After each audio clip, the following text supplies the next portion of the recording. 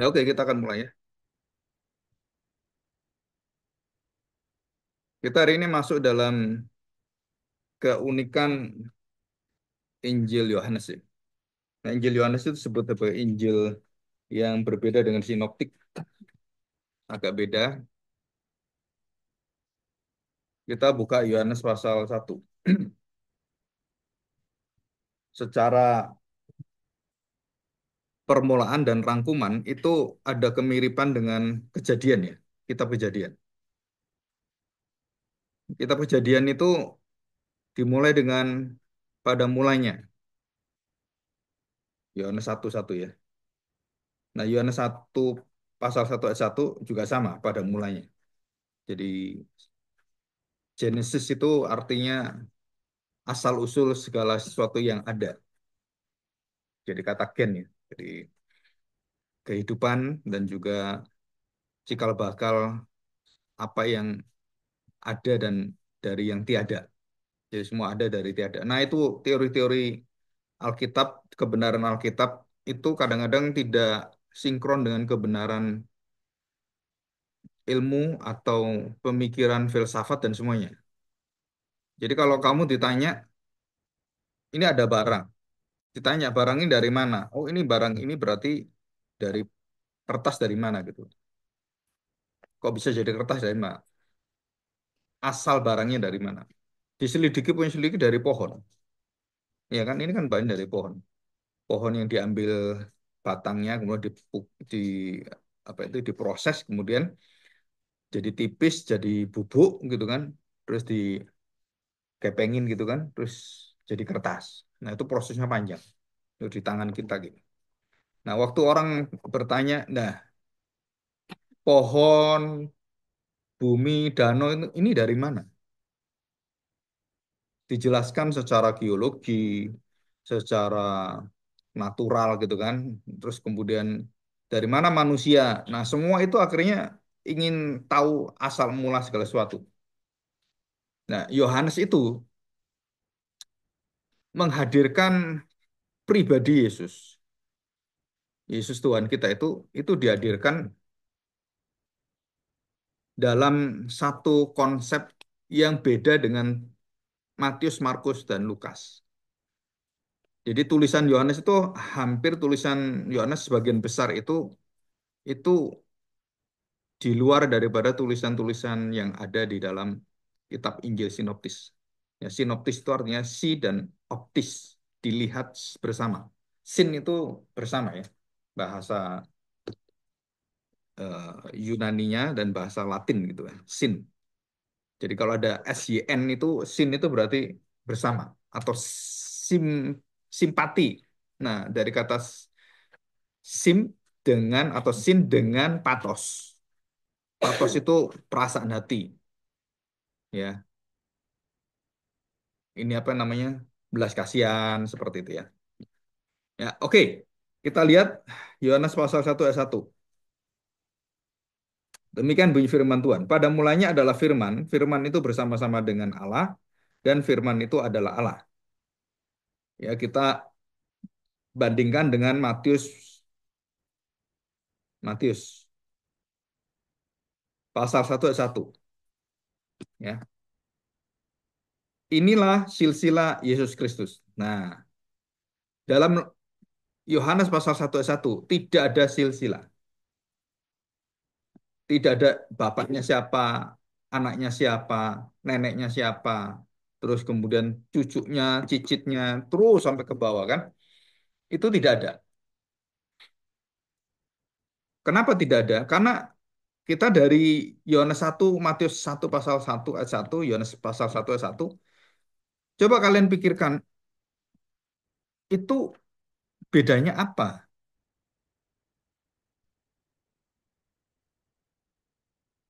Coba, bisa nggak?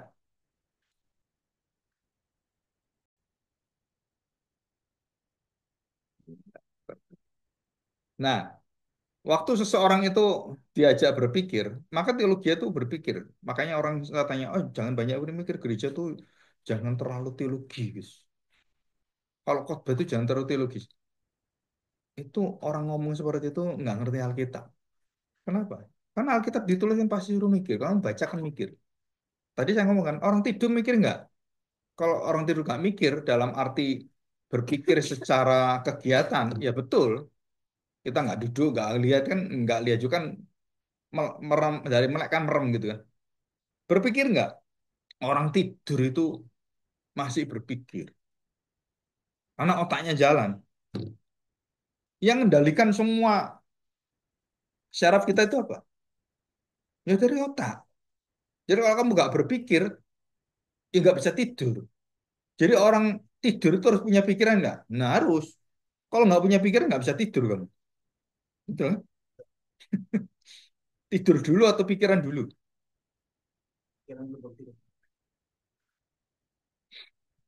Jadi kalau orang tidur nggak berpikir, ya itu orang yang nggak tahu bahwa otaknya itu masih berjalan, masih terus berjalan. Jadi syaraf kita itu kalau kamu ngomong eh, nggak berpikir, orang tidur kan kaget dia kan? Oh, berarti otaknya jalan ya? Jalan. Syaraf-syaraf kesadaran itu jalan. Berarti dia mikir nggak? Mikir. Syarafnya itu masih on loh. Tiba-tiba ada kebakaran, oh, langsung loncat dia.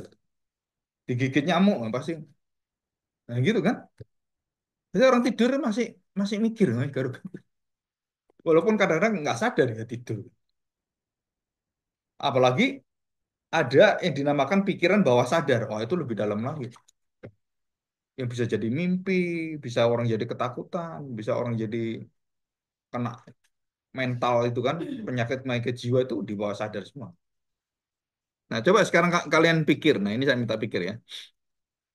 Pada mulanya, sama ini pada mulanya. Kitab Kejadian pada mulanya apa? Segala sesuatu terjadi dan termasuk keberadaan manusia. Nah, ini pada mulanya apa? Bukan sesuatu yang diciptakan. Kalau yang kejadian itu, ini yang diciptakan ini loh, ada mulanya.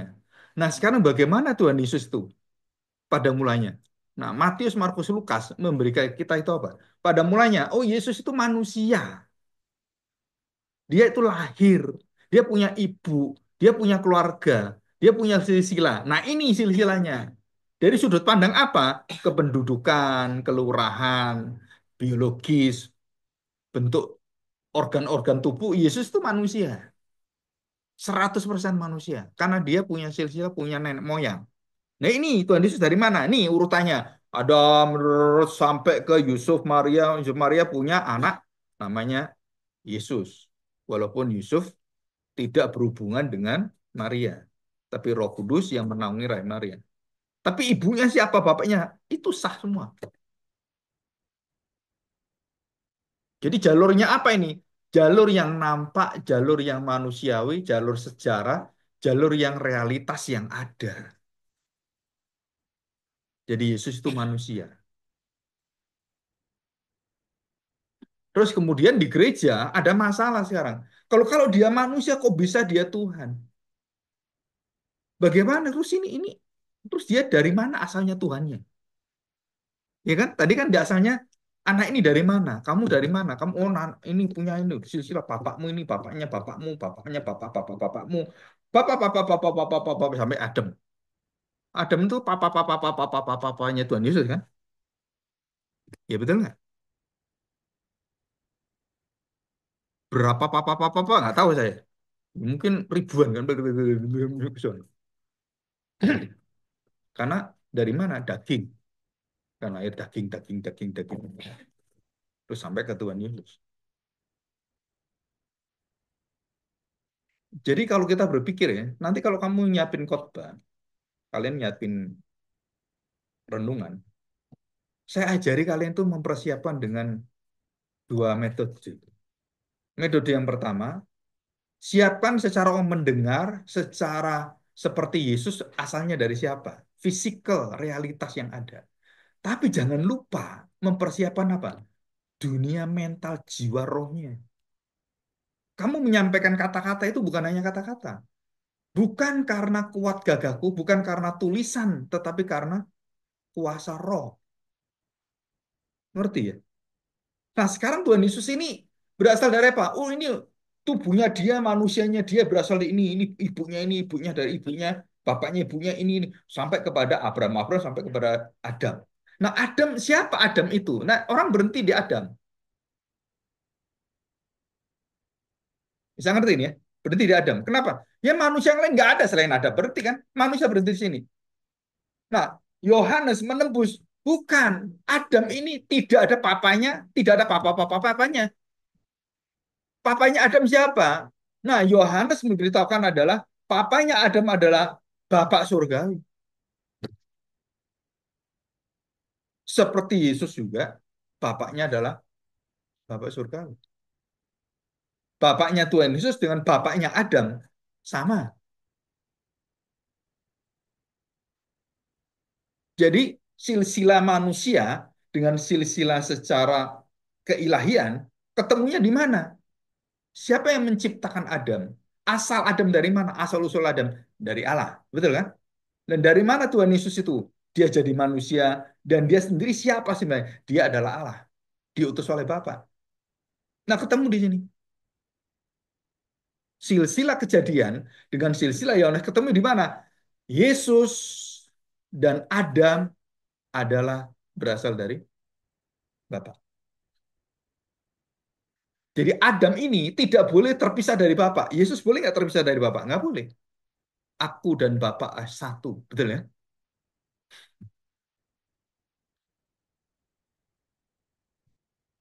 Nah, pemikiran-pemikiran seperti ini dari mana asalnya? Ya karena kamu bisa mikir.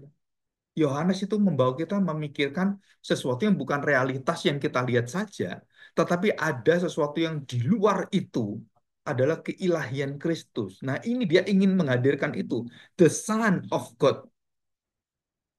Yang lain apa? The Son of Man. Jadi Yohanes itu lebih konsentrasi menekankan apa? Yesus adalah anak. Dalam Matius Lukas semuanya, aku adalah anak manusia. Jadi kalau lihat khususnya Lukas gitu kan, ya relasi dia dengan orang, dia dengan ibunya. Nah, waktu di dalam Yohanes, relasi itu bukan relasi yang cuma secara biologis. Siapa bapakku, siapa ibuku? Dan Yesus ngomong apa? Hai wanita, hai anak, lihat ibumu. Hai ibu, lihat anakmu. Gitu kan? Dan memang kamu siapa? Kamu kan anakku. Peristiwa anggur jadi air atau air jadi anggur? Hah? Air jadi anggur. Kalau anggur jadi air,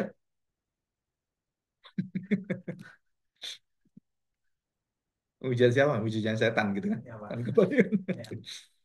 Nah, saya tanya, waktu Tuhan Yesus diberita oleh mamanya. Ini kan mamanya, tanggung jawab dalam pernikahan. Ya, dia mau merintah Tuhan Yesus. Walaupun dia minta tolong. Karena dia tahu siapa anaknya. Utusan dari Allah kan. Juru selamat kan. Ini. Jadi waktu Maria datang pada Tuhan Yesus. Sus, kan pas dipanggil nama. Sus, sus. Yesus kan. Ini soalnya bahasa sehari-hari. Sus, mamamu itu punya problem tau nggak? Apa mah problemnya? Problemnya itu. Ini loh. Mungkin adiknya atau siapa yang kawin kan nggak diberitahu kan. Keluarga kita kawin itu habis anggurnya. Tamu masih banyak yang belum datang semua. Aduh terus gimana ini mama? Kamu bisa tolongin nggak? Itu kan kalau saya bahasakan sehari-hari imajiner gitu kan. Nah Tuhan Yesus ngomong apa? Ya iya sih, karena kamu mama saya kan ya saya harus tolong kan. Ya saya harus nolong kamu kan, karena mama kan. Tapi Tuhan Yesus ngomong apa? Belum saatnya. Loh, terus terus kapan kamu tolong? Ini kamu datang ini udah habis ini gimana? Belum saatnya. Nah, kata belum saatnya di dalam teologi Yohanes, Injil Yohanes, itu penting sekali. Saatnya akan tiba, saatnya belum datang. Segera akan tiba. Itu pakai istilah hora semua bahasa Yunani. Hora itu jam, detik, hari bisa. Saat, momentum. kairos, bukan kronos, kronologi gitu kan. Kronologinya gimana? Oh ini terjadi satu jam sekian, jam sekian. Nah itu kronologi. Kalau kairos nggak ada jamnya. Itu jamnya dari Tuhan. God's time, waktu Tuhan.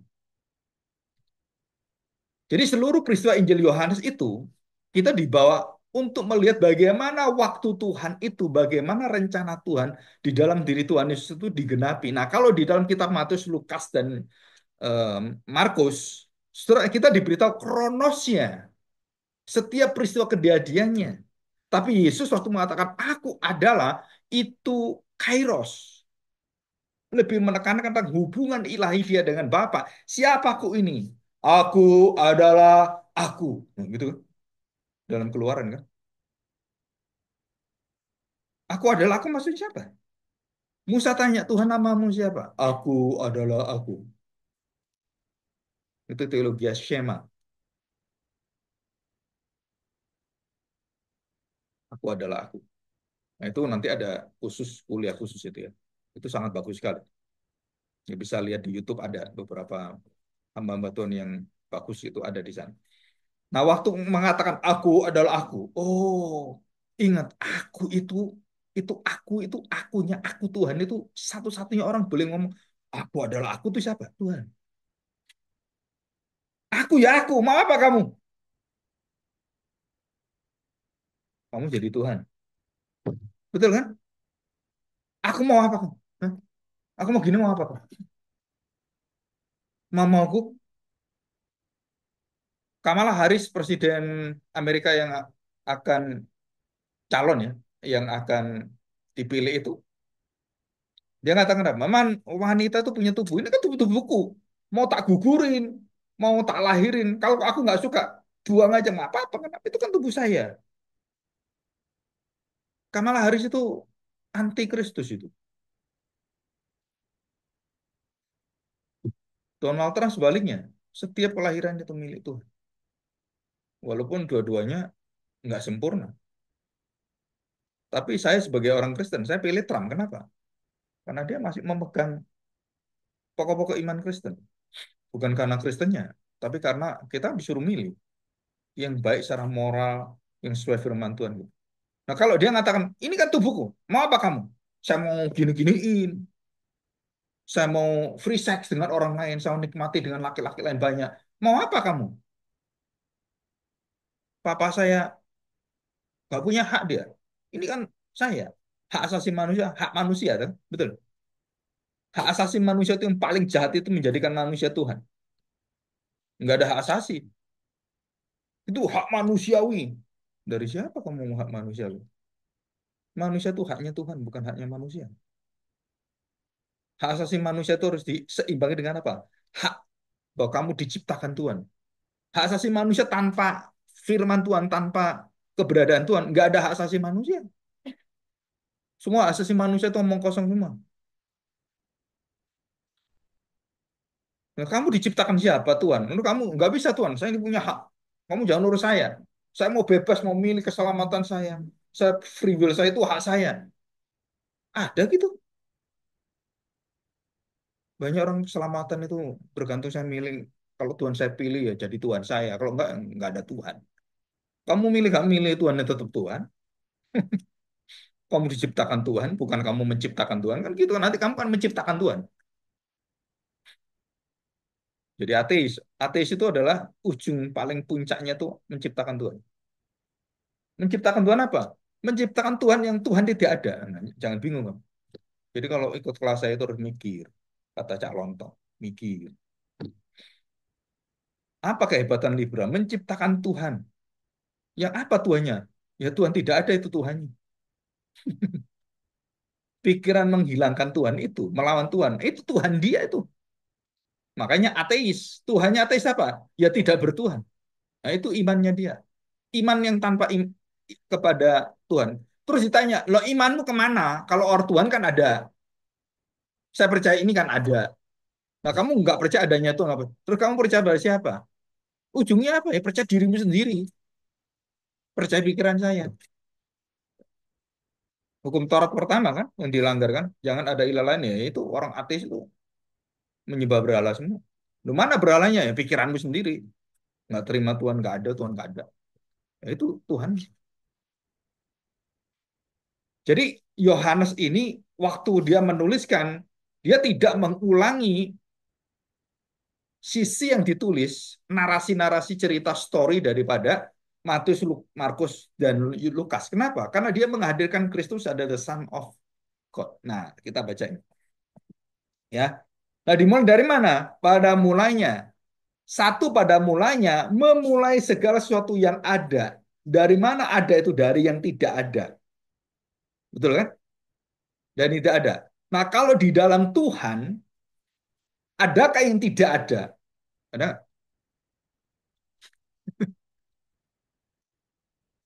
Saya ini Tuhan. Saya mengadakan sesuatu. Nah, di dalam diri saya, hidup saya, adakah yang tidak ada?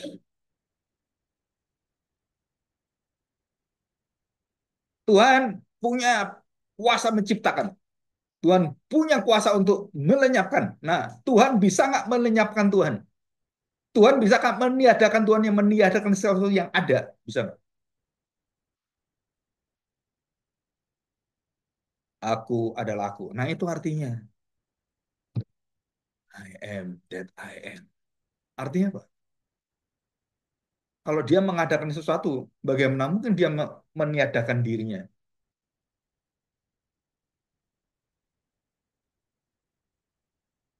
Apa kemustahilan yang tidak bisa dilakukan oleh Tuhan? Meniadakan dirinya. Kan kita ngomong kan tiada mustahil bagi Tuhan. Ada. Apa yang tidak bisa dilakukan Tuhan? Meniadakan dirinya. Apa yang bisa dilakukan manusia? Mengadakan dirinya sebagai Tuhan. Apa yang nggak mungkin dilakukan oleh Tuhan?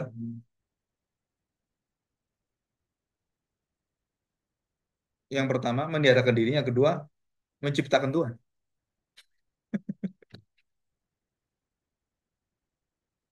Tuhan kok menciptakan Tuhan? Nah, teologi Yohanes ini menghadirkan kepada kita adalah pemikiran-pemikiran yang berkaitan dengan apa? Relasi Tuhan Yesus dengan Bapa Surgawi. Jadi namanya High Kristologi. Kalau saya pakai bahasa teologi. High.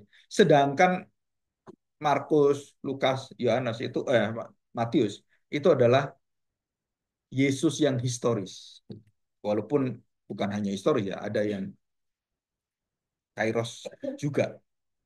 Tapi konsentrasinya mereka itu di dalam hal-hal yang berkaitan dengan sifat-sifat manusianya.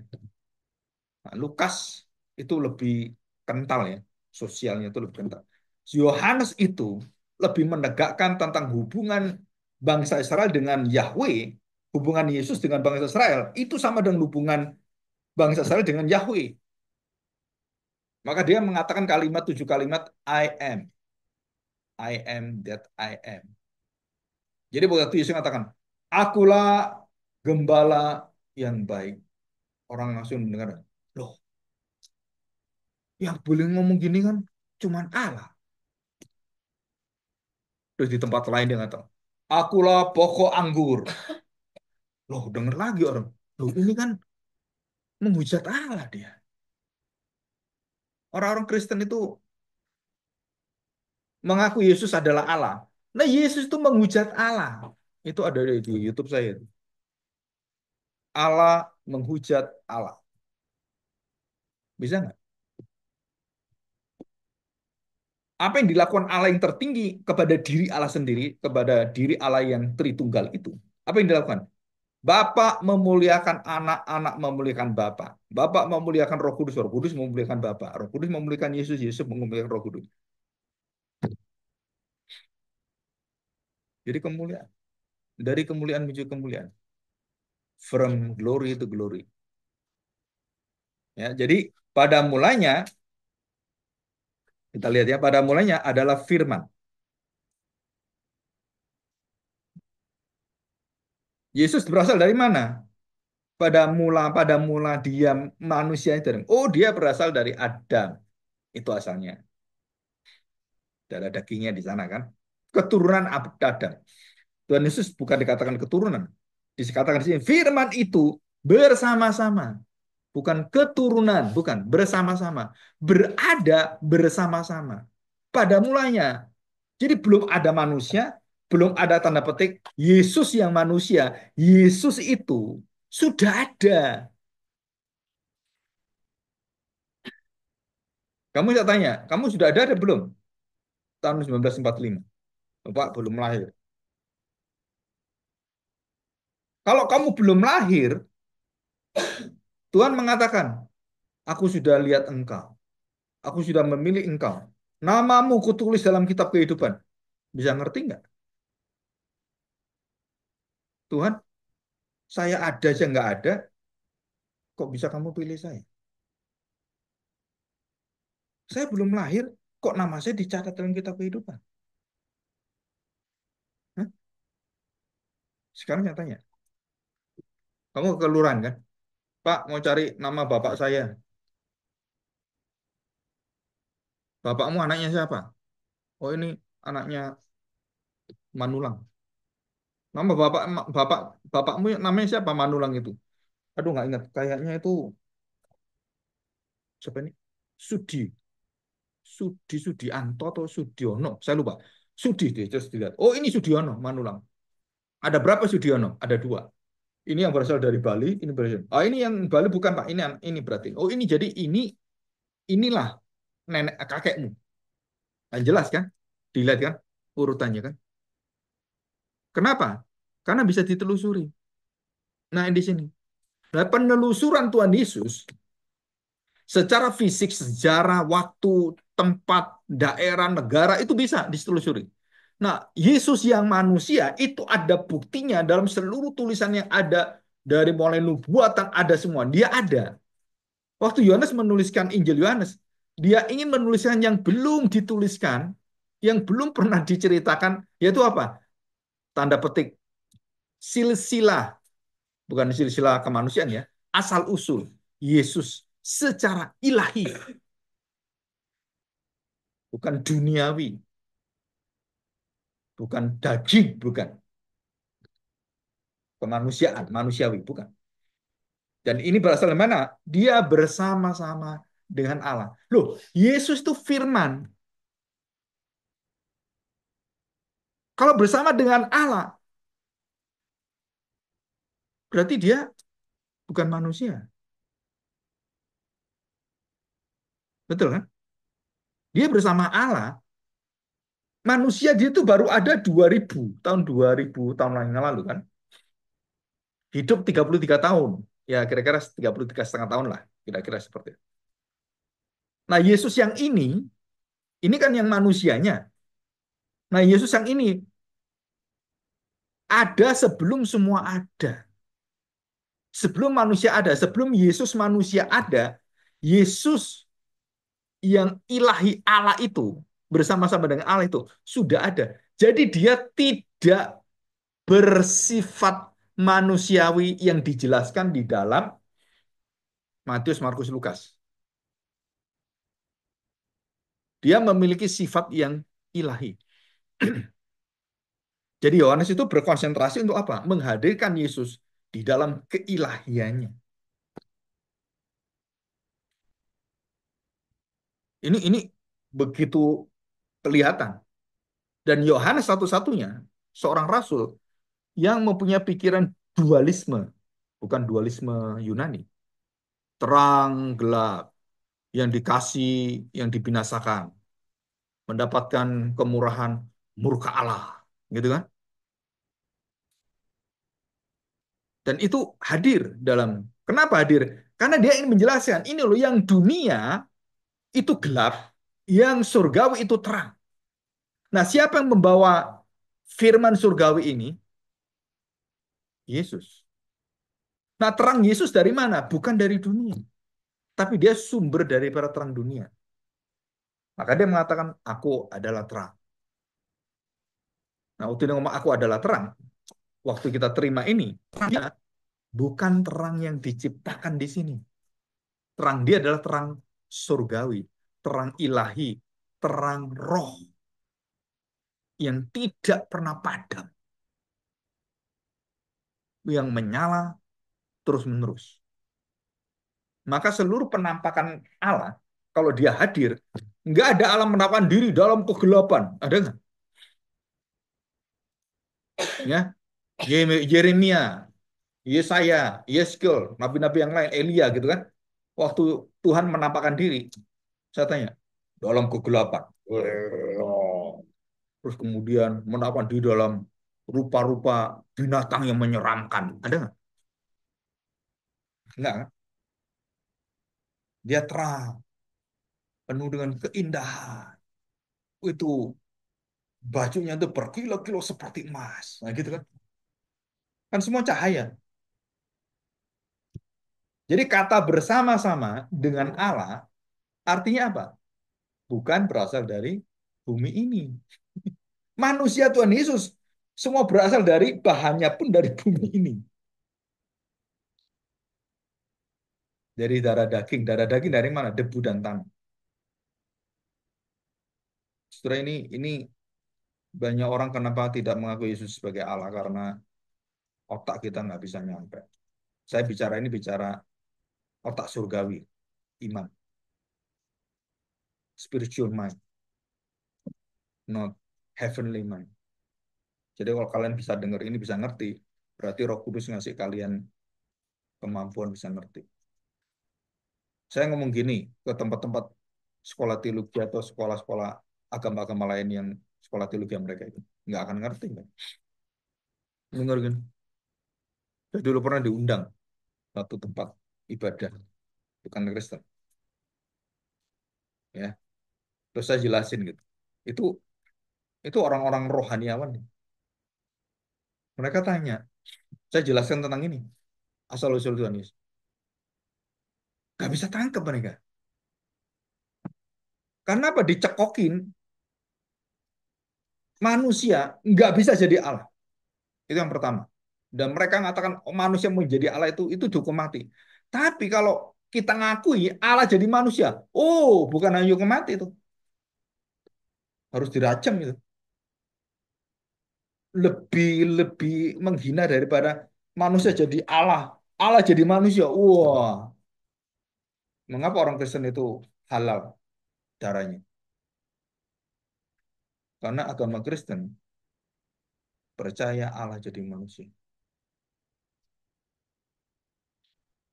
Manusia jadi Allah berhala kan? Betul kan? Tapi kalau Allah jadi manusia, oh, penghujatan ini. Harus mati kamu. Karena nggak bisa. Gimana? Bisa ngerti? Nah, bersama-sama itu artinya apa? Justru itu bukan dalam waktu kronos seperti ini. Bersama-sama itu di dalam kekekalan. Arti bersama-sama itu bukan cuma bersama-sama jalan, bersama pacaran. Bukan. Bersama-sama itu artinya menyatu dalam keilahian. Yesus menyatu dalam kedagingan. Menyatu dalam kedagingan dengan siapa? Dengan seluruh bapak sampai Adam. Abraham. Kita satu darah daging. Kamu jangan-jangan diremehkan orang. Kita nih berdarah daging Adam. Betul nggak? Dalam darahmu ada darahnya Adam, percaya nggak? Kalau nggak, memang kita berasal dari mana? Kayak evolusi gitu. Dari kucing gitu. Nah itu dalam diri kita itu ada satu yang waktu kita lihat, oh ini ini ada jejaknya, terus ditelusuri itu ada, ya kan? Tracing itu dia ada. Nah waktu kita melihat bagaimana jejak keilahian Yesus, ya Yohanes itu menghadirkan ini. Nah, dari awal diberitahu, ini loh dia. Pada mulanya adalah firman. Nah, pada mulanya ini artinya apa? Di dalam waktu kekekalan, di dalam waktu yang bukan seperti yang di dunia ini.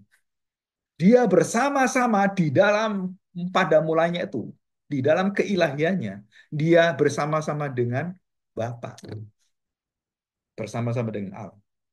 Dan kemudian Yohanes menegaskan tentang keberadaan firman. Bukan hanya bersama-sama, bukan hanya menemani, bukan hanya bergandengan tangan, bukan hanya di mana kamu ada saya ada, bukan hanya itu. Tetapi dikatakan firman itu adalah Allah. Ini kesimpulannya. Firman itu adalah Allah. Jadi satu firman, satu ayat ini, kamu bisa khotbah itu bisa 7 khotbah. Yang pertama pada mulanya. Yang kedua itu adalah. Adalah itu ada. Terus arti logos itu apa? Bagaimana logos asalnya? Bersama-sama dengan Allah. Apa arti bersama-sama? Dan kemudian ditegaskan firman itu adalah Allah. Wah, ini puncaknya. Puncak daripada Injil Yohanes itu apa? Ingin semua orang percaya bahwa Yesus adalah Allah. Nah itu bukan hanya juru selamat, bukan hanya raja di atas raja, bukan hanya nanti penyelamat penebus, bukan hanya itu. Dia adalah Allah sendiri.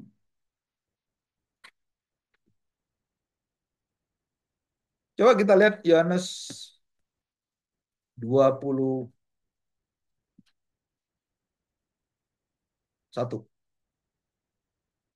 Kenapa saya katakan ini? Ini bukan saya ngarang, Sob. Bukan saya mengada-ngada. Yohanes pasal 21. Apa tujuan dia nuliskan semua itu? Sampai mau selesai, Yohanes menuliskan, ini loh tujuan saya.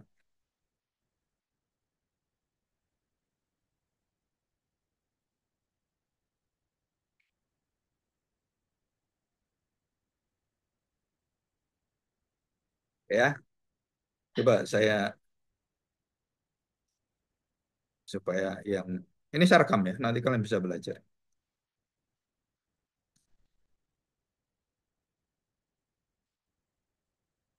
Ya, ini yang kuning.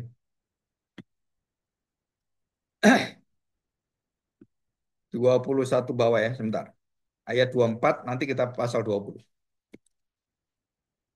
Pasal 21. Dialah murid yang memberi kesaksian. Nah, kata kesaksian ini adalah ciri khas Injil Yohanes. Jadi Yohanes itu ada beberapa khas ya, kata agape itu juga. Tentang semuanya ini. Jadi Yohanes itu saksinya. Dia bukan hanya dia menuliskan, dia juga melihat wahyu, kitab wahyu. Dia juga diberi Tuhan ya. Dan telah menuliskannya dan kita tahu bahwa kesaksiannya itu benar. 25, berarti kan? Masih banyak hal-hal lain lagi yang diperbuat oleh Yesus.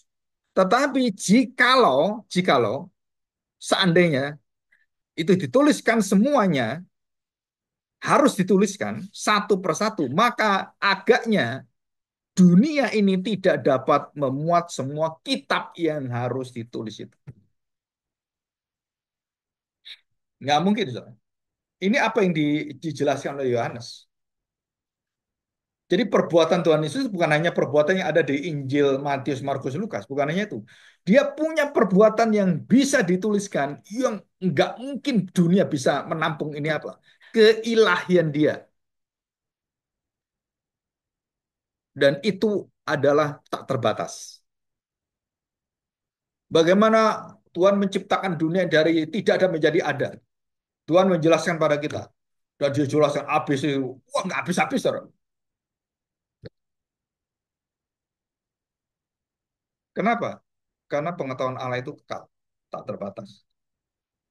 Ya. Jadi kita kita bisa ngerti ini kan. Nah, sekarang kita lihat pasal 20 paling bawah, ayat 30 31. Maksudnya Injil ini dicatat, ya. Memang masih banyak tanda, nah tanda Simeon, Simeon, ya. Tanda lain yang dibuat Yesus di depan mata murid-muridnya yang tidak tercatat. Nah, tidak tercatat lagi. Jadi manusia tuh kalau mencatat itu nggak mungkin. Ada satu lagu yang bagus ya. Kasih Allah namanya. Kasih Allah amat besar dan tak dapat dilukiskan. Setiap pohon jadi pena. Setiap pohon itu jadi pena, jadi tulisan kita. Dan setiap pohon, setiap sungai dan laut itu menjadi tintanya, itu pun nggak bisa menjelaskan tentang kemuliaan, keindahan Allah atau Yesus Kristus. Jadi banyak yang dicatat, 31. Tetapi, nah, kan itu yang nggak tercatat kan? Yang saya catat ini, saya nggak bisa mencatat yang tidak tercatat. Bisa nggak mencatat yang tidak? Nggak bisa. Karena manusia terbatas. Mencatat yang tidak tercatat. Nggak bisa. Apa yang tidak tercatat, nggak bisa dicatat. Yang tidak terjadi nggak bisa dicatat. Nah, waktu Yohanes menyatakan tentang hal ini, yang tidak bisa dicatat kemudian bisa dicatat. Nah, siapa yang bisa menjelaskan itu, yang tidak tercatat itu? Ya, Yesus sendiri. Siapa yang bisa mencatat? Ya, Tuhan Yesus sendiri. Perbuatan-perbuatan keilahan dia yang tidak bisa dicatat. Siapa yang bisa memberitahu? Tuhan Yesus atau Roh Kudus. Maka Roh itu akan membantu kamu, akan menjelaskan bagaimana yang belum tercatat itu akhirnya dijelaskan pada kamu. Ya, oke, kita lihat sini. Tetapi semua yang tercantum, tercatat di sini telah dicatat supaya kamu percaya. Jadi tujuannya apa? Supaya kamu, siapa yang kamu percaya bahwa Yesuslah Mesias. Itu kan satunya. Dan Mesias itu siapa? Yesus itu adalah the Son of God. Nah, ini dia bukan bukan hanya anaknya Maria, bukan hanya anak Yusuf, bukan hanya dia anaknya tukang kayu. Oh, dia anak tukang kayu. Kok bisa? Bagaimana dia bisa berbuat? Harus jadi anggur. Bagaimana orang buta bisa celi? Orang lumpuh kok bisa berjalan? Tukang kayu. Mana kemampuannya? Bisa ngerti kamu? Jadi Yohanes ini menghadirkan apa? Dia bisa lakukan itu karena dia adalah anak Allah. Dia bersama dengan Allah. Dan dia itu Allah. Dia tuh Yahweh. Yang kamu tempeleng, yang kamu ludah, yang kamu caci maki, yang kamu hina, yang kamu rendahkan, yang kamu cambuk, yang kamu benci. Kamu tahu nggak siapa dia? Dia itu Yahweh. Waktu dia mau datang, gunung itu bergetar. Musa itu nggak bisa kalau nggak lepas kandang, mati dia. Nah, Yahweh itu yang hadir dengan manusia itu, kamu hina, kamu caci maki, kamu hukum, kamu jadikan laknat kutuk. Dan kamu cambuk sampai dia tuh, aduh, kayak apa itu kan? Dan bukan hanya itu, kamu hina dia sampai digantung. Orang terkutuk itu harus digantung. Ya, coba kita kita bayangkan ya. Maha tinggi itu dijadikan begitu rendah. Kalau istilah kita pakai tanda petik, maha rendah. Pak, saya ini terhina, Pak. Didapat pelayanan gini, saya itu nggak bisa, Pak. Justru selain gimana? Saya itu biasanya kalau menyanyi, kalau khotbah itu minimal 1.000 orang di depan saya. Saya kalau ngajar itu 200 orang yang saya ngajar. Ngajar cuma nggak sampai 10 orang. Bukan kelas saya, Pak. Kedudukan jabatan, wah saya itu udah S3, udah doktor teologi, doktor filosofi. Saya nggak mau ngajar seperti ini. Apalagi suruh ngajar sekolah minggu anak-anak TK. Ah, nggak ngerti mereka bahasa saya, Pak. Terlalu tinggi. Nah, orang-orang yang melayani Tuhan dengan hati seperti ini, itu malunya luar biasa. Kenapa? Ini Allah maha tinggi itu loh, turun. Bukannya turun jadi manusia. Bukan hanya di situ. Dia turun jadi manusia yang mau dikutuk. Yang mau terima hukuman dosamu. Jadi jadi manusia bukan hanya manusia, dia manusia yang paling hina, paling diejek, paling dicemooh, paling dilaknat, paling dihujat.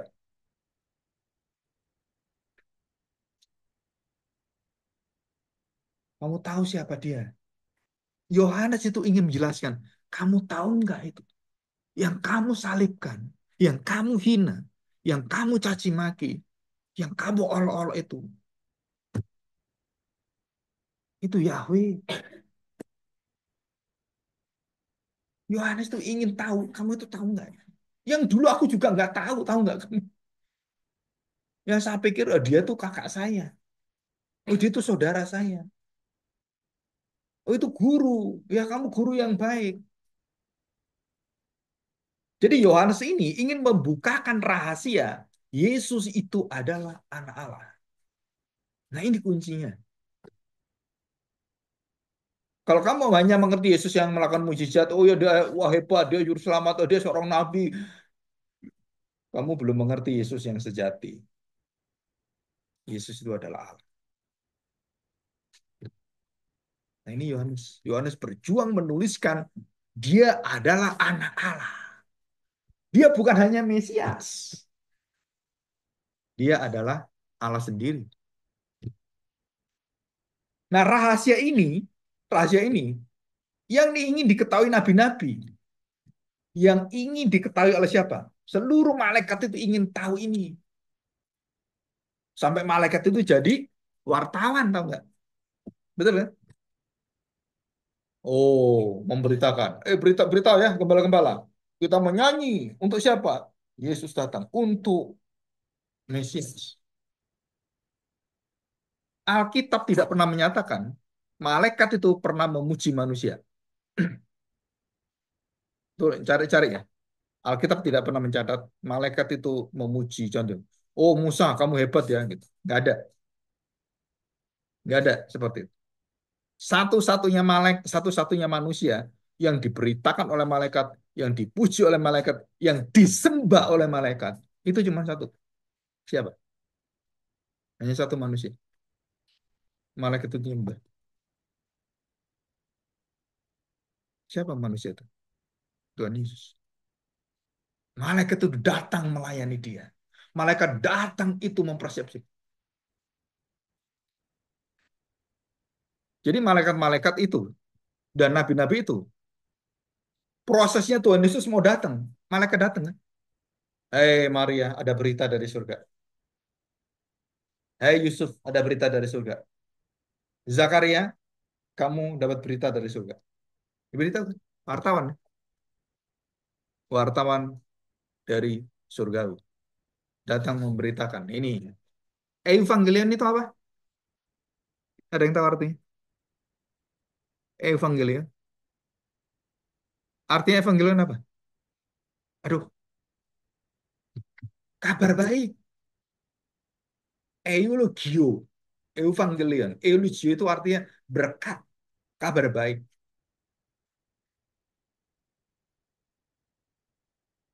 Jadi waktu orang menerima Injil, kabar baik, apa kabar baiknya?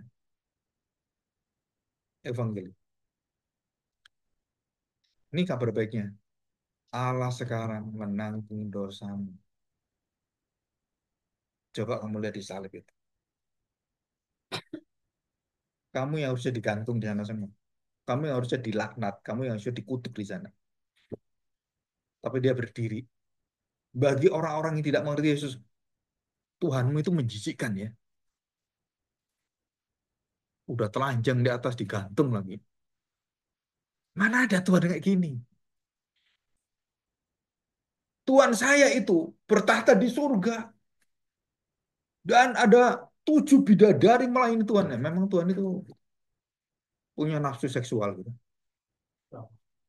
Sampai ada 7 bidadari gitu. Di agama-agama itu kan seringkali bidadari kan pemuas seks bagi dewa-dewa. Di agama Kristen ada nggak bidadari? Nggak ada.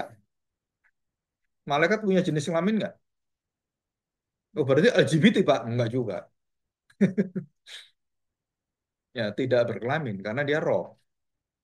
kita tuh berkelamin kenapa? Ya karena ada laki perempuan. Malaikat perempuan laki enggak. Jadi kenapa malaikat di Alkitab dijelaskan selalu pakai kata iya, ianya itu laki-laki, enggak perempuan. Dan dia bukan berarti laki-laki, bukan. Malaikat tidak berkelamin. Dan jangan lupa, malaikat tidak bisa kawin dan tidak bisa punya nafsu. Kamu telanjang pun malaikat nggak ngapa-ngapain. Kenapa? Nggak punya nafsu seperti manusia. Kamu cantik pun malaikat, "Aduh, cantik pisan kamu." Malaikat lebih cantik dari kamu, lebih indah dari kamu. Jadi kalau ada pengajaran, malaikat kawin dengan manusia bisa nggak? Nah, itu di kejadian ada itu, Pak. Rasa-rasa itu malaikat-malaikat kawin dengan manusia punya anak-anak gede rasa itu. Itu tafsiran sesat.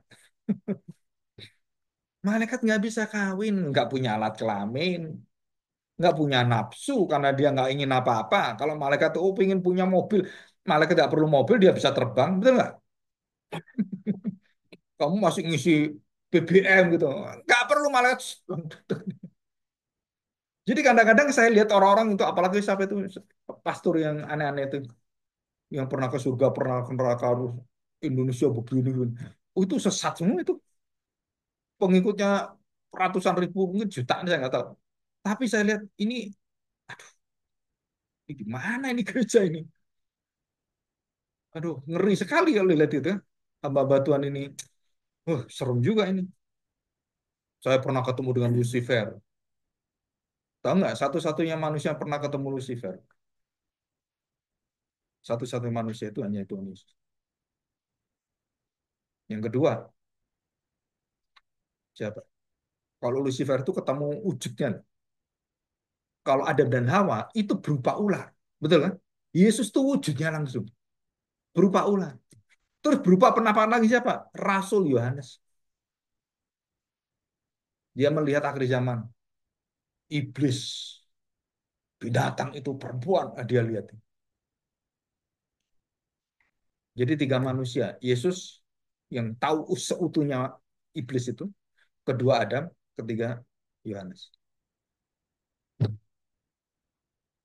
Tapi yang tahu betul-betul tanda petik wujud utuhnya itu hanya Tuhan Yesus. Jadi kalau ada orang ngomong, oh saya ketemu dengan Lucifer, itu pasti sesat. Saya katakan pasti. Jangan percaya dengan orang seperti ini. Apalagi kamu dengar dia, diajar dia. Aduh, kita sedang perjalanan menghujat Tuhan. Saya ketemu orang-orang, bahkan saudara saya juga ada yang ikut seperti itu. Saya beritahu, bertobatlah kamu. Kamu nggak tahu firman Tuhan. Apalagi hamba Tuhan ngajar gitu. Ya, Bahkan kalau ada yang pernah bertemu dengan Tuhan, kamu telah tinggal. saya tanya, kamu pikir bahwa Tuhan Yesus datang? Berarti datang kedua kali dia. Kan kiamat. Loh, betul kan? Aku akan datang kedua kali. Terus datang ke kamu, datang ke kamu udah berapa ribu kali Tuhan Yesus datang? Oh, dengan ini 3.000 kali, dengan ini. Nah, kalau manusia 1 juta ketemu dia 1 juta kali dia datang. Terus kapan dia ke kiamat? Dia ngomong apa? Aku akan datang kan? Seperti dia datang dengan malaikatnya secara fisik. Jadi kamu lihat apa? Saya masih bisa mengakomodir kalau kamu melihat kemuliaan Allah seperti Stefanus, kan lihat ya. Bisa, bisa. Tapi kalau kamu ketemu Tuhan Yesus, wah, nggak bisa. Kan? Tapi dalam kemuliaan, dalam penglihatan, bisa saya percaya. Pak, saya percaya Tuhan Yesus. Ada orang kan dari agama yang lain gitu kan. Oh, dia melihat cahaya, dia percaya. Terus saya tanya, apa setiap orang harus lihat Tuhan Yesus cahaya, terus kemudian selamat, kemudian dia bisa percaya? Enggak tentu. Itu salah satu cara dan bisa nggak dipakai. Enggak. Jadi Kak mutlak. Jadi jangan memutarkan kalau orang kamu percaya harus ketemu cahaya itu. Nggak bisa. Saya. Jadi semua itu kemuliaan, bukan wujudnya. Tapi kalau hamba betul itu enggak loh. Dia ngomong, saya ketemu Tuhan Yesus. Ngomong-ngomong dia. Itu juga ini. Dan ketemunya bukan di sini, bukan di Starbucks, bukan. Di surga. Wah, orang-orang yang ngomong gini, pendeta-pendeta ini. Aduh, saya tuh kalau ngajar salah ya, takut tuh saya. Kenapa takut? Loh, saya ini ngajar, saya tanggung jawab. Ini mulut saya ini dihakimi Tuhan. Kalau saya nggak berdasarkan Alkitab, gimana nanti saya? Jadi kalau kalian nyiapin khotbah, kalian bukan ngotbahi sesama temanmu, bukan. Kamu sedang didengar Tuhan.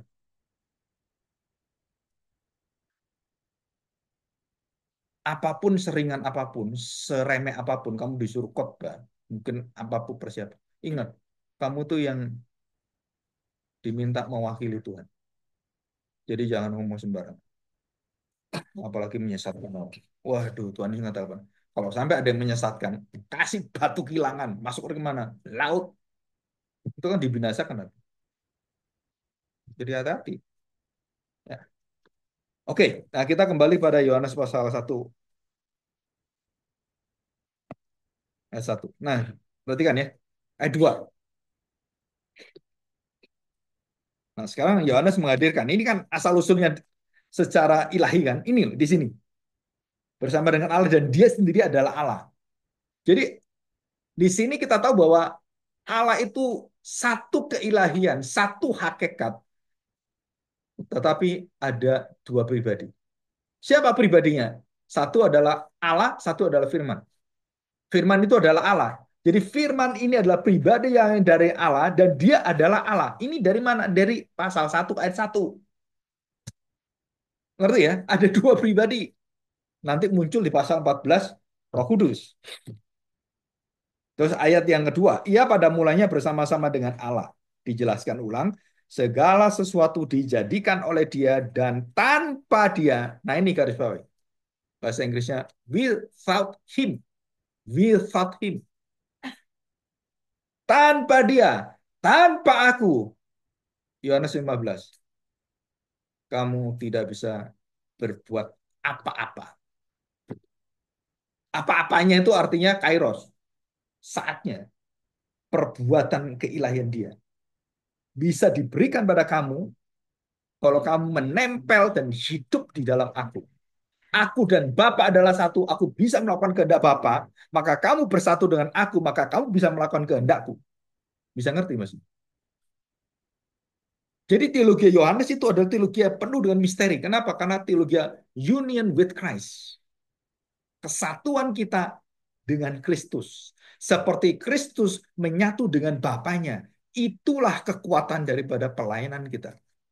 Bukan berdasarkan pikiran, kekuatan, tenaga, kepintaran kita. Jadi Tuhan Yesus itu tidak pernah melandaskan dengan kekuatan manusia. Dan dia tidak pernah percaya pada manusia. Karena dia tahu hati manusia semua. Apakah Tuhan Yesus percaya murid-muridnya? Dia mempercayakan murid-muridnya? Iya, karena dia memberikan kepercayaan. Tapi dia tidak pernah mempercayakan semua itu, bahwa muridnya itu bisa dipercaya. Kenapa? Semua muridnya ninggalin dia. Betul kan? Yudas ngapain? Mengkhianati dia. Petrus ngapain? Menyangkali dia. Semua murid-murid. Maka dia mengatakan dalam Yohanes ini ya, ketidakpercayaan itu. Tuhan tidak pernah mempercayakan pada manusia, siapapun. Dia percaya hanya pada Bapa. Nah, itu prinsip orang Kristen. Jangan pernah kamu mempercayai manusia seperti mempercayai Tuhan. Kecewa kok. Ke pendetamu, ke siapapun. Nanti bisa jatuh dosa pendetamu. Bisa berzina, bisa melakukan. Tapi kalau kamu percaya kepada Allah, Bapakku, dan kamu percaya pada aku karena aku percaya pada Allah, maka kita tidak pernah dikecewakan. Betul kan? Kamu percaya pada manusia, kecewa kamu. Tapi kalau percaya pada Allah, itu seperti benteng yang kokoh, perisai yang teguh. Ini luar biasa sebenarnya. Jadi katakan tanpa dia, nah tanpa dia ini itu menjadi satu perlawanan dengan apa? Bersama-sama dengan Allah. Tanpa itu apa ya? Ya tidak sama-sama, tidak bareng, tidak hadir bersama dengan Kristus. Kristus tidak hadir dengan saya. Tanpa Kristus, tanpa dia, saya nggak bisa berbuat apa. Saya diajari oleh satu orang dosen, profesor. Saya tuh setiap khotbah itu ada keunikan dari beberapa pengajar profesor itu. Waktu saya di Amerika. Tapi profesor ini kalau bawa firman Tuhan itu dia tuh serius. Bukan serius terlalu serius bukan ya. Tapi dia tuh begitu apa ya?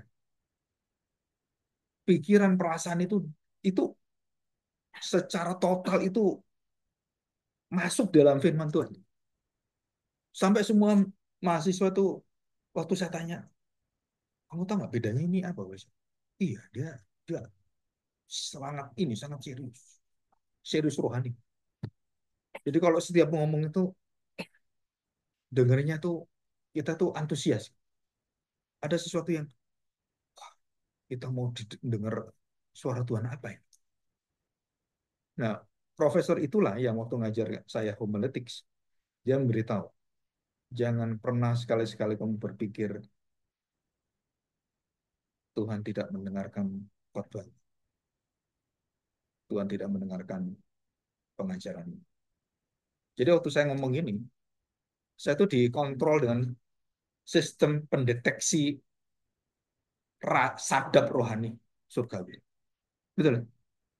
Jadi saya ngomong ini, itu ada yang ngetes. Kalau saya salah ngomong, saya terlalu menekankan, saya terlalu berperasaan, itu ada ngasih alarm. Tidut, tidut. Awas, perasaanmu terlalu tinggi. Tidut. Awas, pikiranmu terlalu nyasar. Nah, itu ada alarm semua. Awas, jangan terlalu emosi. Firman Tuhan tidak boleh emosi. Jadi waktu kita menyampaikan itu, seperti Yohanes katakan, jadi waktu Yohanes menuliskan Injil ini, seperti ini ya, saya menuliskan Injil. Siapa Yesus Kristus? Itu dia tuh rohnya. Ini perhatian. Ini penting sekali. Dia lihat Yesus itu ada dalam kemuliaan rohnya. Dan dia tulis itu. Dia lihat. Oh, dia lakukan apa. Dan seluruh peristiwa itu di dalam pikiran dia. Itu ada semua. Dia tulis. Dia menjelaskan Yesus itu. Dia berbuat apa. Dia tulis.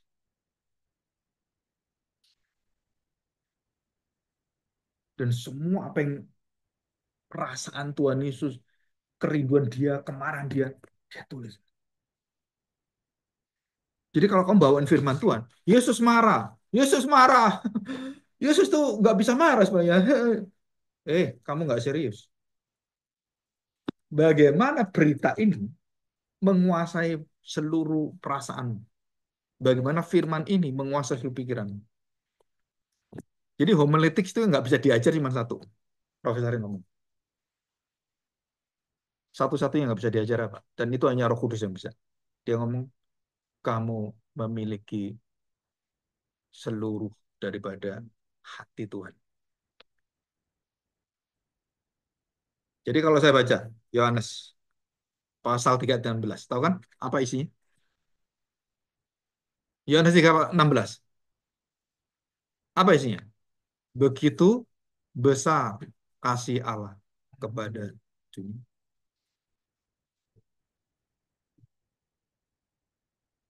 Nah, sekarang kamu baca itu ya, terus rasakan hati Yohanes. Terus tulisan itu kamu masuk di dalamnya. Begitu besar. Sebesar apa? Sehebat apa kasih Tuhan itu? Kita begitu besar. Ya nggak ada besarnya. Kan cuma ngomong gitu kan. Begitu besar kasih Allah. Bila, bila, bila, bila, bila, bila. Amin. Gitu kan? Tapi kalau kamu menjelaskan, berkhotbah, merenungkan itu, begitu besar. Begitu besar. Wah, besar-besar sekali. Begitu besar. Nah, kalau saya menjelaskan ini artinya apa? Kamu masuk di dalam firman itu. Dan kamu diangkat oleh firman. Dan diberikan kekuatan oleh firman. Ini loh, hati Tuhan ini. Begitu besar. Kasih. Apa yang besar itu? Kasih. Sebesar apa kasih itu? Kamu bawain firman Tuhan. Beda. Kenapa beda? Ya karena pengungkapannya beda. Dengan orang cuma baca gini. Begitu besar kasih Allah pada dunia. Bapak Ibu sekalian, Tuhan itu mengasihi kita. Terus dengan orang atau itu begitu besar. Besar sekali. Menarik mana?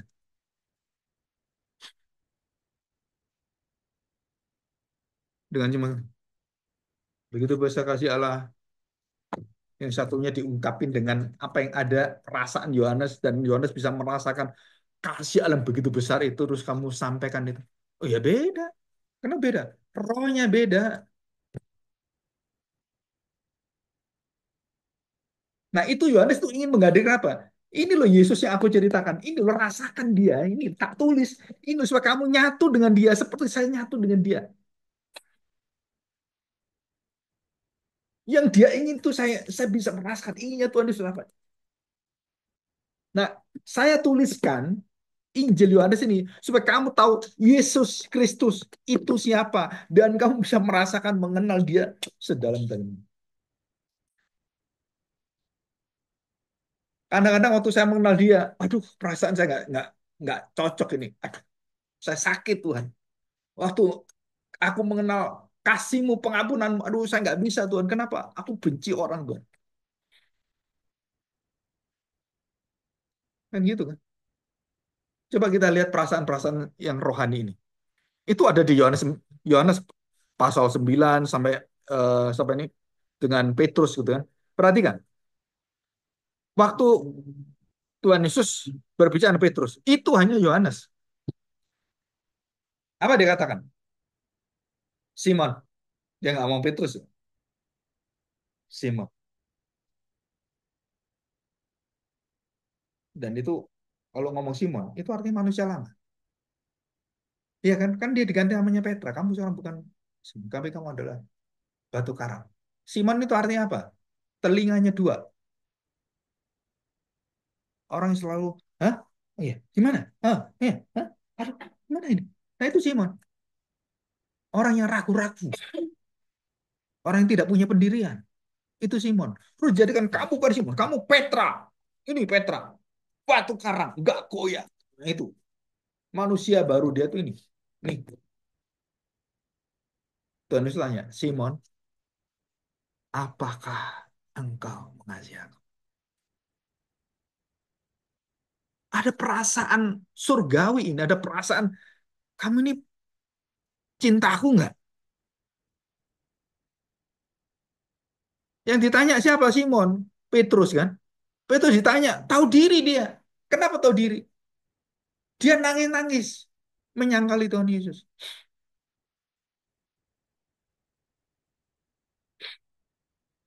Itu papamu nggak?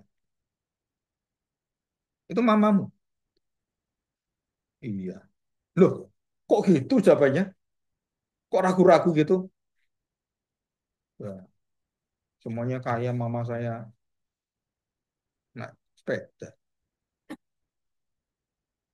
Nggak ada kebanggaan. Nggak ada sesuatu yang relasi yang begitu kuat. Ya.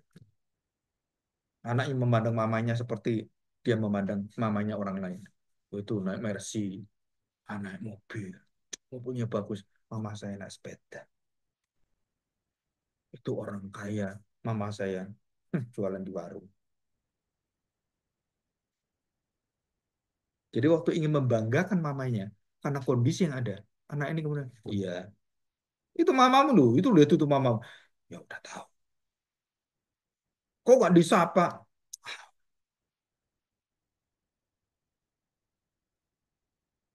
Apa kita kenal Tuhan seperti itu?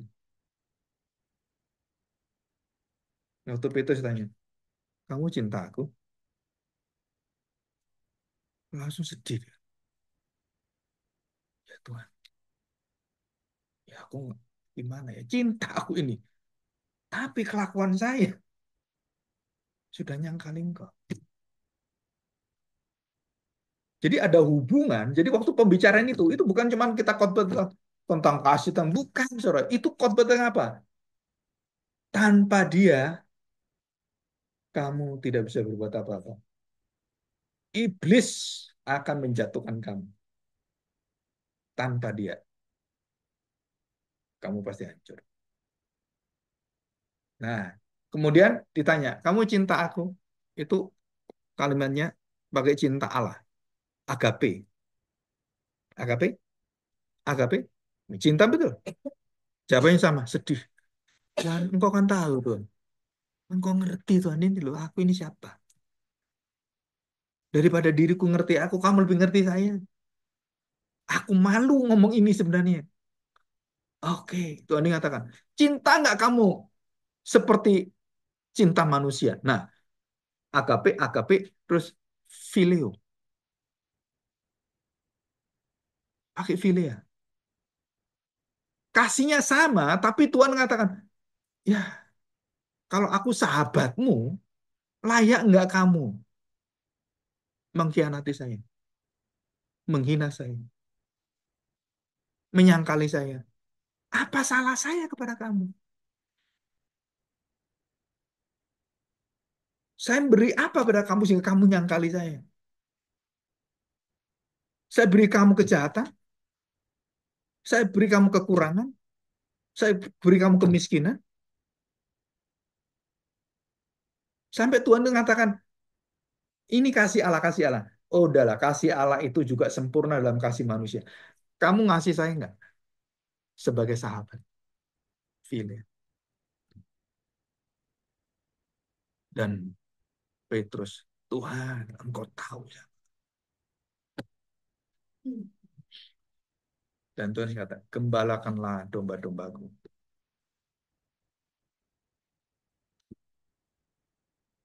Coba kita lihat ya hubungan pengembalaan. Saudara, kalau saya ini gembala, pendeta. Kalau saya nggak beres dengan Tuhan dalam perkara ini, jangan sekali-sekali kamu menggembalakan orang. Dan itu nggak pernah dibahas dalam banyak khotbah. Oh, khotbah kasih, kasih. Bukan itu sebenarnya. Inti dari khotbah itu adalah hubungan Petrus. Nah, inti Yohanes itu apa? Relasi Kristus dengan Bapa, Kristus dengan murid-murid, dan sekarang ini relasi kita dengan Kristus melalui firman Tuhan ini. Jadi waktu Yesus menggembalakan murid-muridnya, dia menggembalakan dengan apa? Bahkan kamu nyangkali saya, Paul Petrus, kamu ragukan saya, Petrus, aku gembalamu. Tidak tinggalkan engkau. 100 domba, satu sesat. Jangan pikir Tuhan biarkan. Aku cari kamu, Petrus. Aku gembalakan kamu. Walaupun taruhan aku akan menghadapi singa, menghadapi serigala, dan nyawaku sebagai taruhannya, aku akan jangkau kamu. Nah, itu artinya di situ. Ini arti daripada penggembalaan keilahian Kristus. Melebihi daripada kesetiaan kita, kemampuan kita. Dia memberikan sumbernya itu. Walaupun kamu jatuh, maka Petrus nggak ada kebanggaan. Tuhan, kau kan tahu, aku mencintai kamu.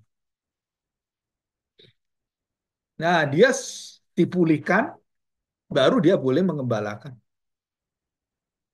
Kalau kamu nggak bisa berurusan dengan diri kamu seperti ini, jangan sekali-sekali kamu terima tawaran sebagai gembala sidang, pendeta, atau penginjil. Kenapa?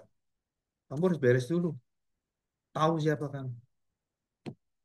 Jadi segala perkara, kamu mulai dengan apa? Saya ini di hadapan Allah siapa? Saya tidak lebih benar dari kamu. Saya juga melakukan dosa yang sama. Saya nggak bisa menghakimi kamu. Nah, kita bersama-sama apa? Menyatu dengan Tuhan. Jika aku mengampuni, kamu harus mengampuni. Betul kan? Kita diampuni Tuhan. Terus kita sakit hati. Dasar lu, makanan punya saya dimakan. Gitu kan? Kalau biasa di kampus kan gitu kan. Anduknya orang dipakai, sabunnya orang dipakai, itu jadi masalah semua loh. Nggak tahu pernah ngerasain nggak? Yang puji Tuhan. Odol, tahu odol kan? Saya pakai odol. Saya lupa naruh odol. Berapa pagi odol terus taruh. Besoknya habis, tinggal separuh odol saya. Ini siapa yang pakai ini? Ada anak-anak itu yang kan sama Pepsodentnya. Dipikir punyanya sama. Ya dipakai aja gitu, gitu kan. Akhirnya kita beri peraturan, Pak. Kasih cangkir dengan nama masing-masing. Supaya nggak campur. Jadi supaya orang tahu, ini namanya itu. Jadi nggak boleh ngambil. Kenapa? Harus jujur, harus kudus.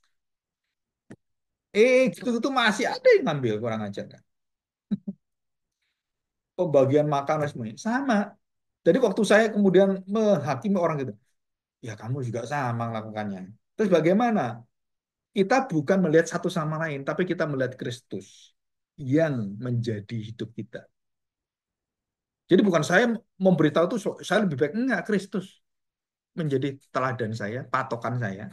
Jadi saya itu berubah bukan karena supaya bisa ngubah kamu, bukan karena Kristus. Nah, kamu lihat Kristus. Jadi saya ngomong ini bukan karena saya, bukan karena Kristus. Ya. Oke, ada pertanyaan nggak?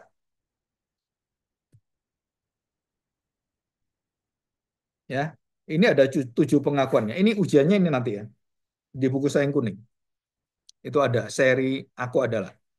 Jadi aku adalah jalan kebenaran itu ya. Ayatnya ada semuanya. Ini nanti saya W aja. Sebenarnya waktu itu sudah saya kasih. Nah, perhatikan. Di dalam Injil Yohanes ada satu angka yang sangat ajaib gitu kan. Yaitu angka 7. Kalau kalian ingin belajar apa ini rahasia angka-angka ini, itu lihat di YouTube saya. Ada puluhan. Khususnya membahas tentang apokaliptis. Kita wahyu. Nanti dilihat di playlist ya. YouTube itu ada channelnya. Kamu lihat playlist. Dan kalau kamu ada waktu, ambil satu waktu kamu lihat satu-satu tentang keselamatan. Itu ada 80 video. Satu video kira-kira 45-50 menit rata-rata. Keselamatan itu karya saya atau kerjasama dengan Tuhan, monogisme atau sinergisme gitu kan. Nah itu ada semua tentang panggilan, tentang degree of God itu ada semua. Jadi kalian sebenarnya banyak berkat sebenarnya. Jadi nggak ada kelas pun nggak masalah. Kenapa? Karena saya sediakan semua bahan ngajar, bahan khotbah, bahan semua itu ada di YouTube. Dan itu bersyukur sekali. Dan banyak murid-murid jemaat-jemaat itu dapat akses itu. Ada sekitar 800 video saya selama hampir 20 tahun. Saya upload. Dan puji Tuhan kenapa? YouTube tidak menyetop saya. Itu kan kalau di apa dikumpulin itu kan simpanan harddisknya itu bisa 1 tera lebih. Waktu awal tahun itu saya dibatasi, tidak boleh 1 giga lebih. Ya terus akhirnya ada kemajuan 10 giga. Kemajuan lagi akhirnya nggak dibatasi sekarang. Nah YouTube nggak ada batasnya. Jadi kalau saya upload apapun di situ nggak ada batasnya. Saya bersyukur kenapa? Tuhan buka jalan. Aduh, ini berhenti. Tuhan buka jalan. Sampai akhirnya dibuka semua. Udah canggih sekali. Ya, di banking mereka udah canggih. Oke, nah kita lihat angka 7. Angka 7 dalam Injil Yohanes itu, mulai dari apa yang diperbuat Tuhan Yesus, angka 7 menunjukkan satu kelipatan dan satu kesempurnaan. Ya, oke ini angka 7. Ya, ya, ini saya masukkan di Zoom ini supaya mereka bisa lihat, mungkin bisa belajar. Ya 7 ini ya. Yang pertama adalah 7 aku. Kedua, 7 mujizat. 7 perintah apa? Mengasihi. 7 termasuk pada Petrus. Ya. Terus kemudian 7 pertanyaan diajarkan Tuhan Yesus. 7 kata hidup, zoe, bukan bio, biologis. Kita zoologis, zoologis. Jadi kamu nanti terima pelajaran bukan biologis ya, tapi zoologis, keselamatan. Namanya zoologis. 7 pernyataan diajukan, 7 kali-kali hidup, dan perhatikan di sini 7 kesaksian dalam Yohanes 5. Ya, oke. Nah, kita lihat sekarang ya dari 7 ini. Kalau diurut 7 itu, kalau dari pasalnya, perhatikan ya, pasalnya dari pasal 4. Aku adalah air hidup. Nah, setelah apa terjadi? Eh, air air jadi anggur. Ya, pasal 4. Dan kemudian pasal 6 roti hidup. Air, roti. Terus kemudian kita naik ke mana? Pintu. Setelah pintu apa? Gembala. Nah, setelah gembala kita lihat, saudara, aku adalah jalan pintu gembala. Nah, pintu dulu gembala, kamu diberitahu. Akulah jalan. Siapa yang nuntun kita jalan? Gembala. Bisa ngerti ini urutannya. Aku ada jalan kebenaran. Nah, karena ada pintunya, karena ada gembalanya, karena sudah diberi makan, sudah diberi air, kan jelas semua.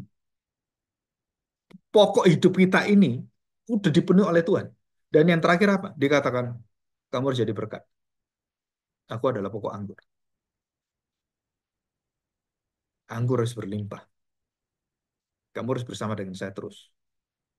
Jadi 7 perkataan salib ini, 7 perkataan apa aku ini, itu merupakan kehadiran Allah waktu Allah membimbing bangsa Israel di tengah padang gurun. Aku adalah air hidup. Betul kan? Aku roti hidup. Roti apa? Yang dari surga turun dari langit. Mana? Aku gembalamu. Di mana Tuhan menggembalakan? Tiang awan dan tiang api. Jadi 7 siapakah Allah di padang gurun? Tuhan mengatakan, nih, inilah aku sekarang. Nih yang dituju. Nih. Jadi siapa Tuhan Yesus? Bukan hanya anak manusia, tapi dia adalah anak Allah. Dialah Yahweh itu. Dia menghadirkan kemuliaan Yahweh sepenuhnya di dalam manusia dia. Terus kemudian ada 7 perkataan salib. Tapi 7 perkataan salib itu meliputi seluruh Injil ya, bukan hanya di Yohanes. Nah, tidak saya tulis di sini. Terus kemudian 7 mukjizat. Ya, 7 mukjizat juga sama. Air jadi anggur dan urutannya itu mulai dari kebutuhan kita mendasar sampai kita harus menjadi pohon, menjadi berkat dan berbuah dengan limpah di situ. Pak, apa Yohanes punya pikiran jenius seperti itu? Ya bukan Yohanes, Roh Kudus. Ini bukan pikiran manusia. Ini karangan firman Tuhan, bukan karangan manusia. Bukan karangan dari para Matius, Markus, Lukas, bukan. Ini adalah Roh Kudus membimbing setiap seperti Lukas seorang dokter, seorang sejarawan, seorang perfeksionis. Dia menuliskan itu dengan seluruh karakter. Dia begitu teliti waktu, hari, tahun, bulan itu yo. Lukas itu jelas. Yohanes enggak. Ya. Jadi 7 mukjizat. Kenapa 7? Artinya sempurna Tuhan lakukan. Apa artinya 7? Semua diberikan penetapan, penutupan, dan pengenapan. Jadi ini luar biasa. Kenapa? Jadi ada pola dalam pikiran Yohanes. Keilahian itu selalu 7. Keilahian itu perbuatan 7. Mujizatnya 7. Kenapa 7? Dia adalah Allah. Nah, saudara kita harus tahu. Betul kan? Yang bisa lakukan sempurna, tanpa salah, tanpa dosa, adalah Allah. Dan siapakah dia? Allah yang jadi manusia. Firman yang jadi manusia. Yaitu Yesus. Jadi ini siapa yang bisa 7-7? Keilahian Kristus.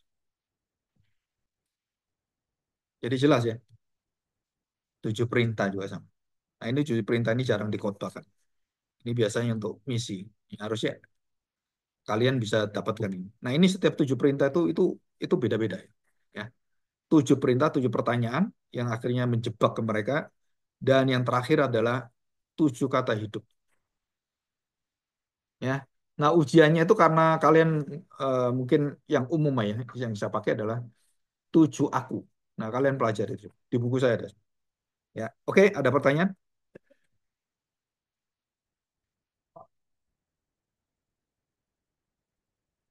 Enggak, itu kasih gratis.